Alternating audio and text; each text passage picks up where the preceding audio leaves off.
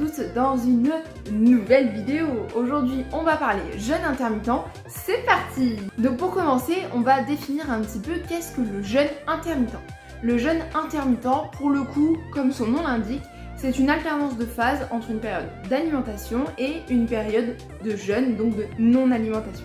Plus précisément, le jeûne intermittent implique souvent de jeûner entre 16h et 24h, une à plusieurs fois par semaine.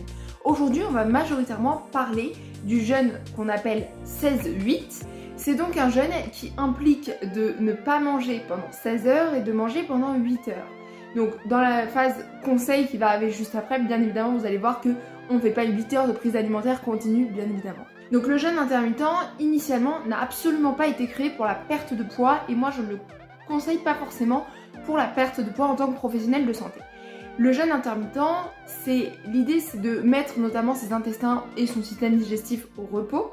Le jeûne intermittent implique de manger sur 8 heures au lieu de faire des prises alimentaires qui sont trop longues. Le fait de rester au repos pendant environ 16 heures permet vraiment de vider quelque part le tube digestif.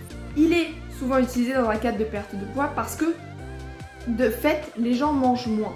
Mais généralement, en tout cas initialement, le jeûne intermittent, l'idée c'était vous avez un total calorique journalier qu'on va répartir différemment et qu'on va répartir uniquement sur 8 heures, donc en 2 ou 3 prises alimentaires. Attention, bien évidemment, le jeûne n'est absolument pas applicable chez tout le monde. Chez certains sportifs par exemple, il ne convient pas.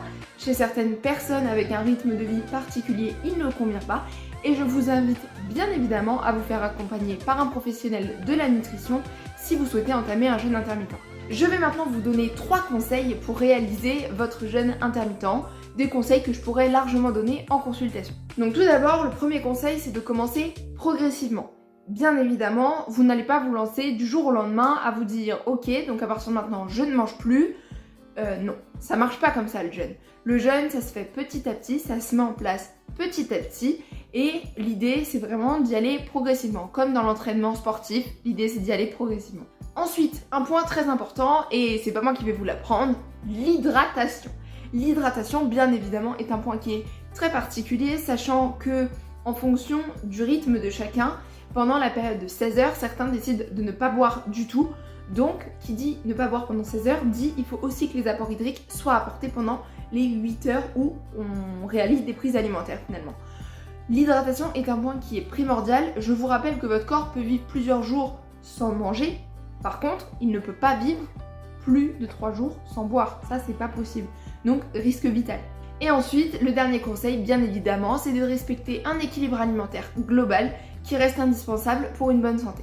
Et voilà tout le monde, j'espère que cette vidéo sur le jeûne intermittent vous aura plu. J'ai été très contente de la tourner pour vous. Et je vous dis au mois prochain pour une nouvelle vidéo. Et d'ici là, n'oubliez pas, on est fâchés, mais